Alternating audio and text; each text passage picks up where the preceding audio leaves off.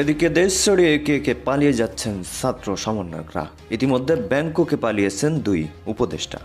অন্যদিকে ডক্টর ইউনূসও আছেন বড় বিপদে। সেনাবাহিনী শুনছে না ডক্টর ইউনূসের কোনো আদেশ। গোপন তথ্য ফাঁস করলেন সালাউদ্দিন আহমেদ। যে সেটি হচ্ছে যে পালানো কিন্তু শুরু হয়ে গিয়েছে, অলরেডি পালিয়ে যাচ্ছে, উপদেষ্টারা পালানো শুরু করছে, যার যার সেফ এক্সিট বিভিন্ন জায়গায় কে কোথায় যাবে সেগুলো প্রক্রিয়া শুরু হয়ে গেছে এবং পালানো শুরু করে দিয়েছে।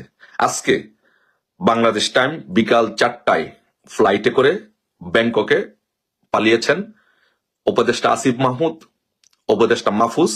মধ্যে আপনার বৈষম্য বিরোধী ছাত্র আন্দোলনে যারা নেতৃত্ব দিয়েছিল তারা একটি আহ্বান জানিয়েছে যে গোটা বাংলাদেশে তারা একটি আন্দোলন ডাক ইতিমধ্যে তারা দিয়েছে। এখন প্রশ্ন হচ্ছে যে ইতিমধ্যে কয়েকজন উপদেষ্টাও আমরা শুনতে পাচ্ছি যে তারা বাংলাদেশ থেকে পালিয়ে গেছে ব্যাংককে। এখানে প্রায় 4 জনের নাম বলা হয়েছে।